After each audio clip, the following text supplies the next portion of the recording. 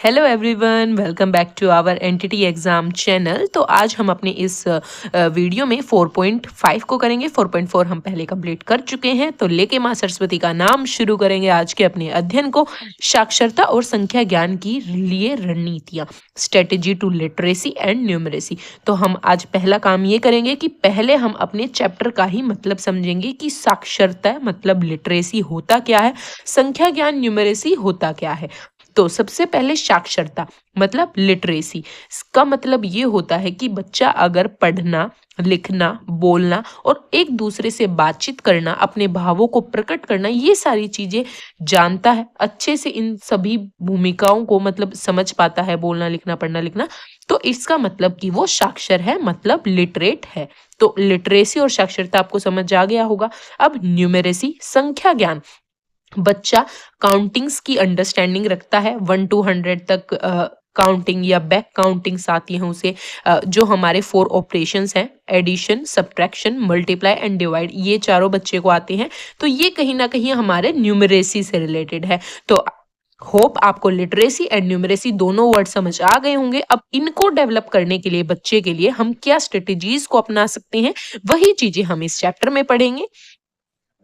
विशेष रूप से कक्षा 1 व 2 के लिए साक्षरता और संख्या ज्ञान को संरचित रूप से सीखने का एक महत्वपूर्ण घटक जोड़ा गया है। यह सुनिश्चित करना जरूरी है कि 3 से 6 वर्ष की आयु के बच्चों के लिए पाठ्यक्रम की योजना इस तरह से बनाई जानी चाहिए जो उस विशेष उम्र के बच्चों की क्षमताओं का निर्माण करे। कक्षा 1 से पाठ्यक्रम के नीचे की ओर विस्तार की बजाय औपचारिक शिक्षा की ओर ले जाया जाए। मतलब फाउंडेशन स्टेज पे 6 वर्ष तक तो हम बच्चे को क्या मतलब खेल खेल में सिखाते हैं और अनौपचारिक तरीके से सिखाते हैं, एक्टिविटीज के थ्रू।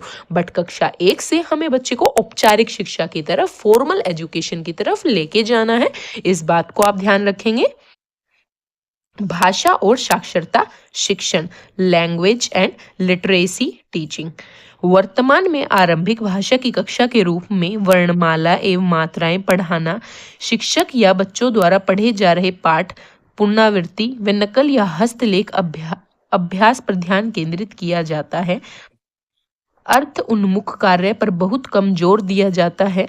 मतलब मीनिंग ओरिएंटेड जो वर्क है उस पे ध्यान नहीं दिया जा रहा, बल्कि बच्चों को वर्णमालाएं रटवा रहे हैं, मात्रा रटवा रहे हैं, बार बार उन्हीं चीजों को रिपीट करवा रहे हैं। ये चीजें हैं मतलब वर्तमान में, वर्तमान की स्थिति को बताया गया है यहाँ पे।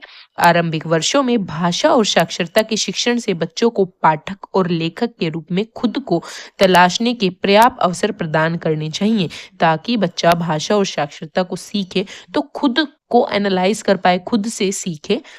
साथ ही निर्कर्म कौशल, इसको इंग्लिश में कहेंगे हम लोअर ऑर्डर स्किल्स, जैसे ध्वनि जागरूकता, फोनोलॉजिकल अवेयरनेस, डिकोडिंग, डिकोडिंग को इंग्लिश में भी हिंदी में भी यही कहेंगे, अक्षर और शब्दों को सही ढंग से लिखना और अर्थ केंद्रित उच्च स्तरीय कौशल, हाई ऑर्डर स्किल्स। अब यहाँ पे आपको जैसे निम्न कौशल स्किल्स, लोअर ऑर्डर कौशल्स क्या है बच्चे के, ध्वनि जागरूकता, डिकोडिंग, शब्द अक्षरों को सही ढंग से लिखना और अर्थ केंद्रित करना, मतलब उसका अर्थ समझना। तो ये हमारे निम्न क्रम कौशल हैं, लोअर ऑर्डर स्किल्स हैं। अब उच्च स्तरीय कौशल, हाई ऑर्डर स्किल्स, हमारी मौखिक भाषा का विकास, पुस्तकों से जुड़ाव, ड्राइंग और मौलिक लेखन, सीखने का संतुलन प्रदान करना। तो आपको उच्च स्तरीय कौशल और निम्न स्तरीय कौशल ये दोनों याद रखने हैं, एग्जाम में पूछा जा सकता है।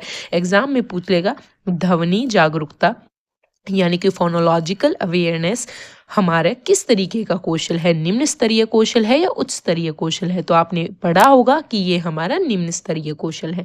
तो टेक्निकल क्वेश्चंस निकल के आते हैं हमारे यहाँ से। अब बात करेंगे हम उद्यमी साक्षरता, इमरजेंट लिटरेसी। सबसे पहले हम इसका मतलब समझ लेते हैं।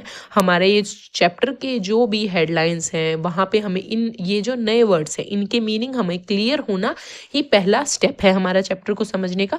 तो इमरजेंट लिटरेसी है हमारा, जब बच्चा प्रॉपर पढ़ना लिखना स्टार्ट करने से पहले जो जो एक्टिविटीज़ करता है, जो जो क्रिया करता है, वो हमारी इमरजेंट लिटरेसी होती है। अभी तक बच्चे ने लिटरेसी पढ़ना लिखना बोलना सीखा नहीं है, बट उस सीखने से पहले जो भी वो काम करता है वो इमरजेंट लिटरेसी कहलाएगा। लाइक छोटा बच्चा है, बच्चे को पढ़ना लिखना नहीं आता, बट हम अगर उसे एक ऐसी बुक या कॉमिक प्रोवाइड करेंगे जिसमें अच्छे अच्छे सुंदर सुंदर चित्र बने हैं और मतलब बहुत सारी चीजें चित्र के रूप में दिखाई गई हैं, तो बच्चा क्या कर रहा है, बच्चा पढ़ना लिखना नहीं जान रहा, फिर भी बच्चा उस पिक्चर्स को देख रहा है पेज पलट पलट कर, तो वो क्या कर रहा है, इमरजेंट लिटरेसी का वो हमारा एग्जाम्पल होगा। होप आपको ये समझ आ गया होगा। अब हम पढ़ेंगे भी आगे कि लिखा क्या हुआ है। उद्यमी साक्षरता को उन कौशल, ज्ञान और अभिवृत्ति के रूप में परिभाषित किया जाता है जिन्हें बच्चा पारंपरिक या धारा प्रवाह पाठक और लेखन बनने से पहले पढ़ना और लिखने को लेकर विकसित करता है।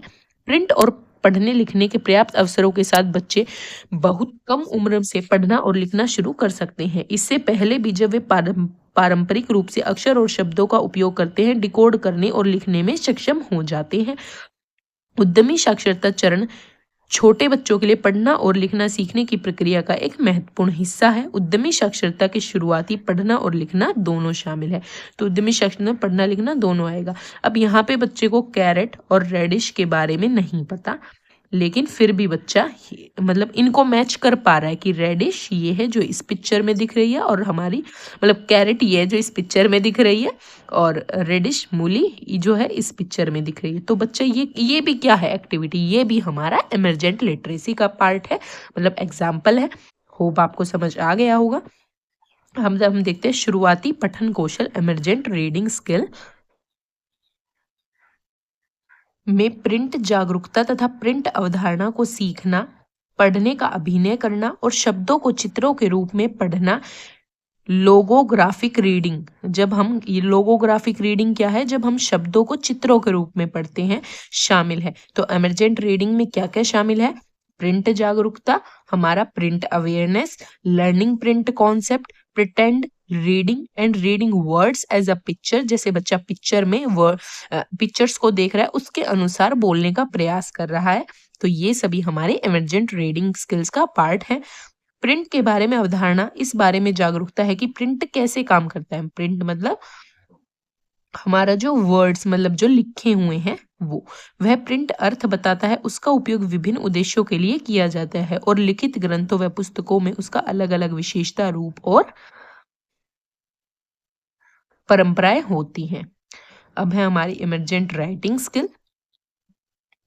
बच्चा का प्रॉपर लिखने से पहले की एक्टिविटीज को हम इमरजेंट राइटिंग स्किल में ऐड करेंगे। तो वो क्या क्या है, में कुछ व्यक्त करने के लिए ड्राइंग भी हमारा इमरजेंट राइटिंग स्किल का पार्ट होगी। अस्पष्ट घिसीट कर लिखना, जो बच्चे दीवारों पर लिखते हैं, या गोंजा गोंजी, गोदा गोदी, स्क्रिबलिंग क्या होता है, लाइक जैसे ये पेपर है तो इस पे बच्चा कुछ कुछ कुछ कुछ ऐसे पेन से ये हमारा स्क्रिबलिंग है। ये वर्ड्स आपको टर्म्स याद होनी चाहिए। देखो मैं आपको एक बात बता देती हूँ, ये चैप्टर हमारा बहुत इम्पोर्टेंट है। आई नो इसके खंड बहुत सारे हैं, बट आपको बहुत अच्छे से ये करना है, तभी आपका पढ़ने का फायदा होगा। और जो ये हमारा 4.5 है, इसकी जो टर्म्स है ना, जैसे कि इमरजेंट हो गया, लिटरेसी हो गया, स्क्रिप्ट, तो ऐसे बहुत सारे वर्ड्स आएंगे, तो ये आपको समझ आने ज़रूरी है। वीडियो लंबी हो जाए कोई दिक्कत नहीं है, अब वीडियो लंबी करेंगे कोई दिक्कत नहीं। अब आपको हम इतने टाइम से पढ़ रहे हैं, हमने अपनी एनएस कवर कर ली, एनसीएफ एफएस हमारा होने वाला है, अब वीडियो बड़ी भी होंगी तो भी कोई दिक्कत नहीं। क्यों? क्योंकि मेरे जो एंटिटी एस्पिरेंट्स है इनको अब आदत हो गई है अच्छे से समझने के लिए, मतलब पढ़ना ज़रूरी है। मतलब मेरा कहने का मतलब ये है कि एक फोकस होना चाहिए आपका। अब एक बच्चा पूरी वीडियो देख ही नहीं पा रहा, बीच में उठ के जा रहा है, क्यों? उसका फोकस नहीं है, उसका डेडिकेशन नहीं है, वो मोटिवेटेड नहीं है अपने। तो आपको डेडिकेटली पूरी वीडियो को देखना है, अच्छे से अंडरस्टैंडिंग डेवलप करनी है, नोट्स बनाने हैं, खुद से पढ़ना है, हर एक वो काम करना है जो आपको सफलता दिलाएगा। तो शुरू करते हैं। बच्चे अपने आप को लेखन में अभिव्यक्त करते हैं और इसके बाद जो उन्होंने लिखा है उसके बारे में बात करते हैं। छोटे बच्चों को लेखन, उनकी बात, अनुभव, ड्राइंग, पढ़ना और नाटक, खेल से सम्मिलित होते हैं। बाद के चरणों में बच्चे धीरे धीरे ध्वनि और प्रतीकों के बीच के संबंध को समझना, पारंपरिक वर्तनी और लेखन की ओर बढ़ने से पहले अक्षर जैसी आकृतियों का उपयोग करते हैं और अपनी वर्तनी, जैसे कैट फॉर कैट, बिंदु के लिए बंधन बना लेते हैं। उद्यमी साक्षरता के लिए सहयोगी रणनीतियां। अब सपोर्ट इमरजेंट लिटरेसी को हम किस तरीके से सपोर्ट कर सकते हैं, उसकी कुछ रणनीतियां हैं। बच्चों को किताबों के साथ जुड़ने के लिए प्रोत्साहित करना और पढ़ने का नाटक देखो और बोलो, शिक्षक द्वारा पढ़कर सुनाई जा रही सचित्र कहानियों को किताबों से जोर से पढ़ना शामिल है। तो हम बच्चों को जोर से पढ़ के किताबें सुना सकते हैं, तो ये हमारे इमरजेंट लिटरेसी को ही फॉलो अप करेंगी। बच्चे को खुद को व्यक्त करने के लिए फर्श पर, अपने तख्त पर, नोटबुक पर चित्र बनाने और लिखने में सिगरेट करने के लिए प्रोत्साहित करना चाहिए। जैसे कहानी सुनने के बाद बच्चे को बोलो कि ड्राइंग बनाओ उस कैरेक्टर की, मतलब कुछ भी, तो बच्चा अपने अनुसार बनाएगा। प्रिंट संसाधन, उदाहरण के लिए बड़ी किताबें, चित्र पुस्तकें, कहानी पोस्टर, कविता पोस्टर, बच्चों की पत्रिकाओं के इस्तेमाल से कक्षा में प्रिंट समृद्ध वातावरण बनाना या बच्चों की पहुंच के भीतर कक्षा में रखना और प्रदर्शन करना। कक्षा में reading corner, reading writing corner स्थापित करना चाहिए, तो ये भी कॉर्नर्स होने चाहिए। आरंभिक भाषा और साक्षरता के घटक, component of early language and literacy के कंपोनेंट्स क्या क्या हैं। प्रारंभिक वर्षों में आरंभिक भाषा और साक्षरता के विकास के लिए कौशल, ज्ञान और अभिवृत्ति की एक विस्तृत रेंज विकसित करने की आवश्यकता है। कुशलतापूर्वक पढ़ने और लिखने के लिए बच्चों को बोले गए शब्दों में विभिन्न ध्वनियों को अलग अलग करने, अक्षर ध्वनि संबंधों को पहचानने, ध्वनियों को मिलाकर शब्द बनाने, शब्दावली विकसित करने, जो लिखा गया है उसे समझने और पढ़ने का प्रभाव विकसित करने की आवश्यकता होती है। आरंभिक भाषा और साक्षरता के घटक में शामिल है उद्यमी साक्षरता कौशल, इमरजेंट लिटरेसी स्किल, प्रिंट के बारे में जागरूकता विकसित करना, पढ़ने का नाटक करना, बच्चा चित्र देखकर, मतलब बुक्स को पलट पलट के ऐसे नहीं, मतलब करता है एक्टिविटी की हमें लग रहा है कि बच्चा पढ़ रहा है, उसे सब समझ आ रहा है। लोगोग्राफिक पढ़ना, लोगोग्राफी क्या था, पीछे हमने पढ़ा था, याद करो, नहीं याद आ रहा। जब हम शब्दों को चित्रों के रूप में पढ़ते हैं तो उसे ही लोगोग्राफिक पढ़ना कहते हैं। ये लिखा भी है, शब्दों को चित्रों के रूप में पढ़ना। कुछ का प्रस्तुत करने और व्यक्त करने के लिए ड्राइंग और सिबलिंग करना प्रिंट संबंधी अवधारणाओं में शामिल है। तो इमरजेंट लिटरेसी स्किल, मुद्रित शब्द बोली जाने वाली भाषा के शब्दों को प्रतीक होते हैं।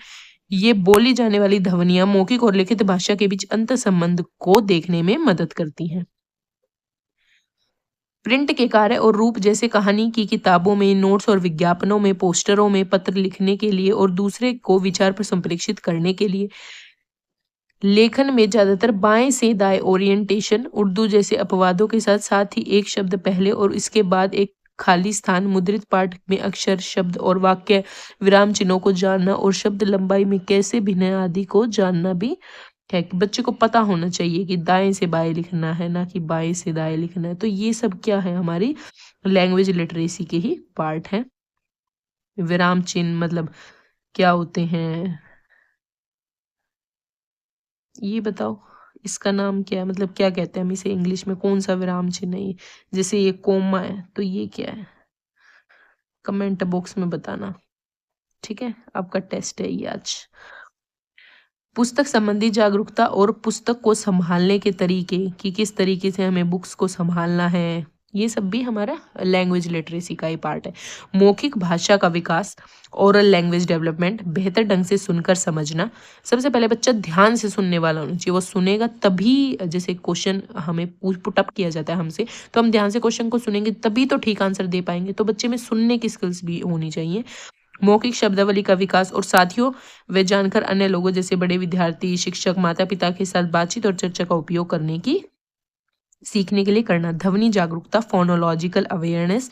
ध्वनि जागरूकता भाषा की ध्वनि संरचना की समझ है, अर्थात वाक्य जिन शब्दों, शब्दांश और ध्वनि की छोटी इकाई से बने होते हैं, यह ज्ञान पहले मौखिक रूप से विकसित होता है। ध्वनि जागरूकता और प्रिंट अवधारणा डिकोडिंग सीखने के लिए दो सबसे महत्वपूर्ण मूलभूत कौशल हैं। इंपॉर्टेंट है, डिकोडिंग सीखने के लिए सबसे दो महत्वपूर्ण मूलभूत कौशल क्या है? ध्वनि जागरूकता और प्रिंट की अवधारणा। डिकोडिंग प्रतीक और उनकी संगत ध्वनियों के बीच के संबंधों को समझने के आधार पर लिखित शब्दों का उच्चारण करके उन्हें समझना। यह ध्वनियों को अलग अलग अक्षरों और अक्षर संयोजन के साथ जोड़ने और ध्वनियों के साथ मिलाकर पूरे शब्द का उच्चारण और अर्थ को पहचानने की क्षमता है। डिकोडिंग क्या है कि डिकोड, आप समझ पा रहे हो वर्ड को, कोई भी वर्ड लिखा है उसे तोड़कर आप समझ पा रहे हो, बोल पा रहे हो, तो क्या कर रहे हो? आप डिकोड कर पा रहे हो। समझ के साथ पढ़ना, रीडिंग विद कॉम्प्रीहेंशन। बच्चा रीडिंग कर रहा है, सिर्फ उसे समझ कुछ नहीं आ रहा, उसका कॉन्टेक्स्ट, उसका मीनिंग क्या है, बट रीडिंग विद कॉम्प्रीहेंशन की पढ़ना लेकिन समझ के साथ कि लिखा क्या है। लिखित टेक्स्ट अर्थ का निर्माण करना और इसके बारे में आलोचनात्मक समीक्षात्मक ढंग से विचिंतन करना। धारा प्रवाह पढ़ना, फ्लुएंट रीडिंग, शब्दों को सटीक स्वस्फूर्ति पहचान और हाव भाव के साथ पढ़ना। लेखन, तार्किक और व्यवस्थित तरीके से विचार या सूचनाओं की प्रस्तुति के साथ साथ शब्दों को सही ढंग से लिखना। पढ़ने की इच्छा या आदत विकसित करना, डेवलपिंग अ डिजायर और हैबिट ऑफ रीडिंग, की बच्चे में खुद से हो, अंदर से डिजायर है कि हाँ मुझे पढ़ना है, पढ़ना अच्छा लगता है। तो ये सभी हमारी क्या थी? कंपोनेंट्स थे हमारी अर्ली लैंग्वेज और लिटरेसी के। पूछ सकते हैं एग्जाम में, लैंग्वेज लिटरेसी के कंपोनेंट कौन कौन से हैं? तो ऑप्शन में होगा emergent literacy skill, oral language development, phonological awareness. तो ये सब आपको टिक करने हैं। संतुलित साक्षरता पद्धति, बैलेंस्ड लिटरेसी अप्रोच। शोध ने दिखाया कि भाषा और साक्षरता के उपयुक्त घटकों को विकसित करने के लिए व्यापक और व्यवस्थित पद्धति की आवश्यकता होती है, जिसे संतुलित साक्षरता पद्धति के रूप में जाना जाता है। संतुलित पद्धति शब्द पहचान कौशल, मतलब वर्ड रिकॉग्निशन स्किल विकसित करने के साथ साथ अर्थ निर्माण पर ध्यान केंद्रित करते हैं, मतलब मीनिंग मेकिंग। बच्चे शब्द, वर्ड रिकॉग्निशन, शब्द को पहचाने और उसका अर्थ समझ पाए, उसका मीनिंग समझ पाए, उसका कॉन्टेक्स्ट क्या है इसको समझ पाए। तो ये बैलेंस्ड लिटरेसी अप्रोच कहलाएगी। यह डिकोडिंग कार्य को समग्र भाषा वोल लैंग्वेज के उपयोग से संतुलित करता है, साथ ही मौखिक भाषा और पढ़ने और लिखने के बीच संतुलन करता है। शुरुआती वर्षों में भाषा और साक्षरता का शिक्षण दो व्यापक श्रेणियों से संबंध कौशल प्राप्त कर रहे बच्चों पर केंद्रित होना चाहिए।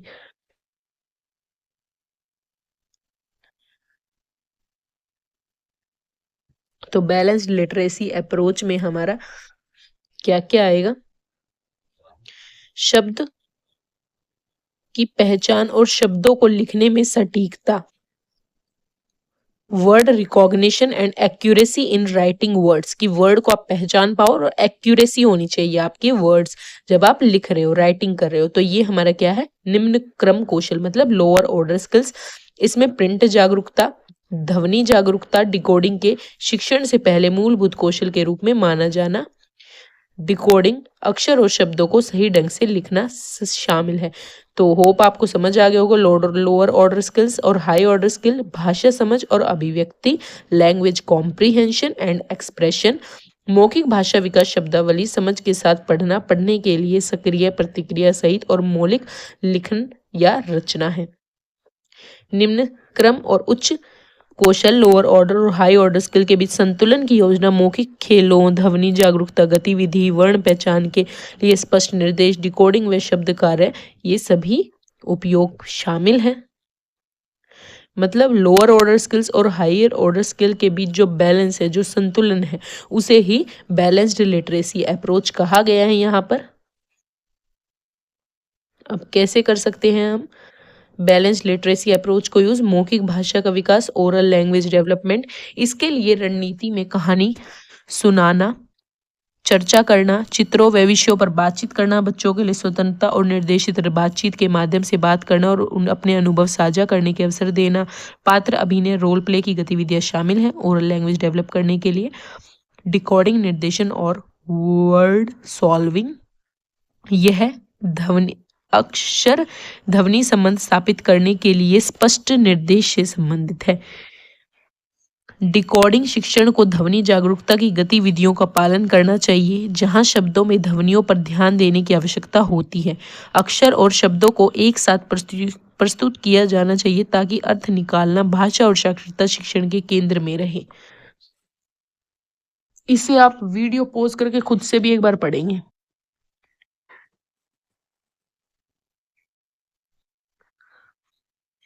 भारतीय लिपियों में कई अक्षर होते हैं, इसके लिए अक्षर समूह को सावधानी से चुनना और क्रम में लगाने की आवश्यकता होती है ताकि बच्चे अपने हाल ही में प्राप्त अक्षर ज्ञान के साथ सार्थक शब्द निर्माण कर सके। शब्दों के खंड करने और अक्षरों को मिलाने से शब्द डिकोड और वर्तनी के लिए स्पष्ट निर्देश दिए जाने की जरूरत है। मतलब बच्चा वर्ड को तोड़कर समझ पाए, उसको डिकोड कर पाए, कहने का मतलब यही है इस सारे में। पता ही होगा आपको, अर्थ की मूलभूत इकाई है शब्द, मतलब वर्ड मीनिंग की मूलभूत फंडामेंटल इकाई है, ये बात याद रखना। पढ़ने की रणनीतियां, रीडिंग स्ट्रेटजीज क्या यूज कर सकते हैं हम? पढ़कर सुनाना, रीड अलाउ। जब बच्चे को हम तेज पढ़कर सुनाते हैं तो बच्चे उन चीजों को इनडायरेक्टली माइंड में लेकर जाते हैं और एक स्कीमा बना लेते हैं बच्चे के माइंड में कि किस तरीके से पढ़ना होता है। तो इसमें हम बच्चे को रीड अलाउड तेज से पढ़कर सुनाएंगे। शिक्षक जान सूझबूझ से चुनकर बाल साहित्य बच्चों को पढ़कर सुनाता है। उनका इरादा बच्चों द्वारा शिक्षक के दौरान दोहराने की मात्र नहीं होता, बल्कि उनकी भाषा क्षमता और शब्दावली को विकसित करना होता है। साझा पठन मतलब शेयर्ड रीडिंग, बच्चे एक दूसरे के साथ पढ़ते हैं। शिक्षक दूर से दिखाई देने वाली बड़ी छपाई और टेक्स्ट को चुनता है और बच्चों को अपने साथ पढ़ने के लिए प्रोत्साहित करता है। टीचर और स्टूडेंट साथ साथ पढ़ते हैं या बच्चे बच्चे दो मिलकर साथ साथ पढ़ रहे हैं, तो ये केस का रूप हमारा शेयर्ड रीडिंग का है, जो रीडिंग में बच्चों को बढ़ावा देगी। निर्देशित और मार्गदर्शित पठन, गाइडेड रीडिंग में पढ़ने की जिम्मेदारी शिक्षक से बच्चों पर स्थानांतरित हो जाती है। यह साझा पठन से अलग है, जहां शिक्षक पढ़ने में आगे होता है जबकि बच्चे कभी कभार योगदान देते हैं साझा पठन में। और निर्देशित मार्गदर्शित पठन में बच्चे पढ़ते हैं जबकि शिक्षक आवश्यकता अनुसार उन्हें आधार प्रदान करता है। इस प्रक्रिया में पढ़कर सुनने और साझा पठन के दौरान शिक्षक द्वारा अपनाई गई रणनीति और तकनीकियों का पुनर्बलन और अभ्यास करवाया जाता है। स्वतंत्र पठन, इंडिपेंडेंट रीडिंग, मतलब जब बच्चा खुद से पढ़ता है। लेखन की रणनीतियों में क्या क्या होगा? राइटिंग स्ट्रेटेजी में क्या क्या करवा सकते हैं हम? मॉडल्ड लेखन, जो बच्चे लिखना सीख रहे हैं उनके लिए शिक्षक को लिखने की प्रक्रिया का मॉडल बनाना होगा कि टीचर एक मॉडल की तरह बच्चों को सिखाएगा। यदि हम अर्थ को भाषा शिक्षण के केंद्र में रखना चाहते हैं तो कॉपी राइटिंग बच्चों के लिए बहुत सार्थक गतिविधि नहीं है, कि बच्चे को सिर्फ कॉपी पे लिखवाना कोई अच्छी एक्टिविटी नहीं है, भले ही यह लेखन प्रवाह को विकसित करने में मदद करेगी। शिक्षक लेखन प्रक्रिया की मॉडलिंग करके छोटे बच्चों को बोलने के साथ साथ लेखन के अभिव्यक्ति की गतिविधियों के रूप में देखने के लिए प्रोत्साहित कर सकता है। साझा लेखन, शेयर्ड राइटिंग, साझा पठन की तरह ही साझा लेखन भी सहयोगी प्रक्रिया है जिसमें टीचर के साथ बच्चे मिलकर लिखेंगे। शिक्षक बच्चों को मिलकर साथ लिखने के काम में सहायता करता है। उदाहरण के लिए एक बोर्ड पर मैंने नाश्ते में डैश खाया, तो यहाँ बच्चा लिखेगा आलू का पराठा, पनीर, रोटी, जो भी वाक्य लिखकर शुरू कर सकता है और एक बच्चे को आकर इसे पूरा करने के लिए कह सकता है। तो ये क्या है? Shared learning, reading, writing, sorry. निर्देशित मार्गदर्शित लेखन, गाइडेड राइटिंग, बच्चे द्वारा मुक्त स्वतंत्र लेखन वांछित होने पर भी वह बच्चों को केवल लेखन कार्य देने से अपने आप उभर कर नहीं आता। साझा लेखन से जिम्मेदारी आंशिक रूप से बच्चे पर स्थानांतरित कर दी जाती है, जबकि शिक्षक लेखन को प्रवाहित रखने के लिए लगातार प्रतिक्रिया, सुझाव और संकेत देता है। लेखन के लिए स्व उद्देश्यता, क्रियाशीलता और कल्पनाशीलता के तत्वों को जोड़ने वाला उपयुक्त कार्य निर्धारण करने से छोटे बच्चे की लेखन की रुचि बनी रहती है। स्वतंत्र लेखन, जब बच्चा खुद से लिखना सीख जाता है। फाउंडेशन स्टेज पर संतुलन, भाषा और साक्षरता शिक्षण का एक अन्य आयाम यह है कि मौखिक भाषा का विकास, डिकोडिंग संबंधी कार्य, पढ़ने और लिखने की गतिविधियों एक साथ और हर दिन होनी चाहिए। ये नहीं कि आप वीक में 1-2 पीरियड ले रहे हैं, नहीं, बल्कि भाषा से रिलेटेड बच्चे की डेली पीरियड्स लेने हैं। इन्हें शिक्षण समय पर 4 ब्लॉक के रूप में उपयोग किया जा सकता है। आगे आपको देखो, साक्षरता शिक्षण के 4 ब्लॉक्स पद्धति, the 4 block approach for literacy instructions important है। यहाँ पर आपको लिटरेसी, पढ़ना लिखना सिखाने के लिए 4 ब्लॉक्स बनाए गए हैं। भाषा और साक्षरता शिक्षण के 4 प्रमुख घटक हैं। मौखिक भाषा, शब्द पहचान, पढ़ना और लिखना। तो ये आपको याद रखने हैं 4 ब्लॉक्स ऑफ लिटरेसी इंस्ट्रक्शन, जबकि 4 ब्लॉक्स के लिए गतिविधियों को एकीकृत तरीके से क्रियान्वित किया जाता है, बल्कि चारों की जो एक्टिविटीज हैं वो इंटीग्रेटेड रूप में करवाई जाएंगी। यह भी जरूरी है कि बच्चे नियमित रूप से हर एक ब्लॉक पर काम करने में व्यस्त रहे, मतलब हर एक चीज पर काम करें। ये 4 ब्लॉक्स हमारे कौन कौन से हैं? ओरल लैंग्वेज डेवलपमेंट, मौखिक भाषा विकास, चित्र पर बातचीत, अनुभव साझा करना, कहानी सुनाना, नाटक और पात्र अभिनय। आपको पता होना चाहिए कि कौन से ब्लॉक में आएगा। जैसे कि मैं पूछूं आपसे वर्ण पहचानना, वर्ण को वो पहचान रहा है तो वो कौन से ब्लॉक में आएगा? Word recognition. ये वीडियो मैं रात को रिकॉर्ड कर रही हूँ गाइस, दिन में बिल्कुल टाइम नहीं मिल पाता, तो उसके लिए सॉरी। शब्द पहचानना, वर्ड रिकॉग्निशन, ध्वनि जागरूकता की गतिविधियां, वर्ण पहचानना, ध्वनि प्रतीक संबंध, कौशल केंद्रित लेखन, वर्ण और शब्द पठन। तो ये हमारा वर्ड रिकॉग्निशन में आएगा। पढ़ना, रीडिंग में हमारा पढ़कर सुनना, साझा पठन जो हम पीछे पढ़ के आ चुके हैं, स्वतंत्र पठन। लिखने में मॉडल लेखन, साझा लेखन, निर्देशित मार्गदर्शित लेखन, स्वतंत्र लेखन। तो ये 4 ब्लॉक्स हमारे लिटरेसी के हैं। अपरिचित भाषा सीखने के लिए रणनीतियां, मतलब अनफेमिलियर लैंग्वेज बच्चे को सिखानी है तो उसकी हमारी क्या स्ट्रेटेजी होनी चाहिए? शिक्षक अपनी कक्षा में ऐसे बच्चों से मिल सकता है जो सिखाई जा रही भाषा से परिचित नहीं है। किसी अपरिचित भाषा को पढ़ने के शिक्षण छात्र को टोटल फिजिकल रिस्पॉन्स, TPR, इसकी फुल फॉर्म हम ये इसके बारे में थोड़ा बहुत पहले पढ़ भी चुके हैं एक चैप्टर में। गतिविधियां, विस्तृत मौखिक व संप्रेषण संबंधी कार्य, शब्दावली विकास, सरल वाक्यांशों एवं वाक्यों पर नियंत्रण, बातचीत और कहानियों के रूप में उपयोग की जाने वाली रणनीतियों के साथ बेहतर ढंग से समझ की आवश्यकता होती है। टोटल फिजिकल रिस्पॉन्स में क्या होता है कि टीचर कोई भी वर्ड बोलेगा, जैसे कि सिट, सिट का मतलब होता है बैठना, तो बच्चे बैठ जाएंगे। स्टैंड, स्टैंड का मतलब खड़े होना, बच्चे खड़े हो जाएंगे। तो इसी तरीके से जो भी भाषा टीचर को बच्चे को सिखानी है, लाइक सिट को, अब हिंदी सिखानी है, किसी बच्चे को हिंदी नहीं आती तो सिट को टीचर बोलेगा बैठ, बैठ जाओ, तो सभी बच्चे बैठ जाएंगे। बट जिस बच्चे को वर्ड नहीं पता वो भी दूसरों की एक्टिविटीज को देख के बैठ जाएगा, तो उसके माइंड में एक कॉन्सेप्ट बनेगा कि बैठने का मतलब हमें बैठना है। आपको होप समझ आया होगा। तो वो फिजिकल रिस्पॉन्स के थ्रू वर्ड्स को, अनफेमिलियर लैंग्वेज को सीखेगा। रणनीति दी गई है। आरंभ में बहुत सारी मस्ती भरी और संवादात्मक गतिविधियों के साथ मौखिक भाषा के विकास को बढ़ावा देना, मतलब हंसी मजाक में बच्चे उस चीज को बढ़ावा देना। जैसे TPR, उदाहरण के लिए शारीरिक रूप से क्रियात्मक शब्दों को पहचानना, शब्द कहते समय कूदना, जैसे टीचर कहे कूदो, जंप, तो सभी बच्चे मतलब इस तरीके से। होप आपको टोटल फिजिकल रिस्पॉन्स समझ आ गया होगा ये किस तरीके की एक्टिविटी है। अपरिचित भाषा में बोधगम्य इनपुट प्रदान करें। इसमें भाषा को सुनने और इसके ऐसे रूप में पढ़ने के कई अवसर प्रदान शामिल हैं जो बच्चों की समझ के क्षेत्र के भीतर, जैसे बोधगम्य इनपुट भी कहा जाता है, कॉम्प्रीहेंसिबल इनपुट भी कहा जाता है। शिक्षक द्वारा उपयोग की जाने वाली भाषा सरल होनी चाहिए और इशारों, चित्रों, क्रियाओं एवं बच्चों की घरेलू भाषा के शब्दों के उपयोग द्वारा सार्थक होनी चाहिए। एक सार्थक और उद्देश्यपूर्ण संदर्भ बनाएं। इसका अर्थ है कि बच्चे को भाषा की शुद्धता और सटीकता में उलझाने की बजाय, ये नहीं कि बच्चे को बिल्कुल आप सिखाने लग रहे हो, इंग्लिश सिखा रहे हो तो उसकी ग्रामर बिल्कुल ऐसे, टेंस ऐसे, ये सब, इसकी बजाय प्रभावी संप्रेषण, कि बच्चा बोल चाल में कम्युनिकेट करने के लिए अपरिचित भाषा का उपयोग को प्रोत्साहित करवाए।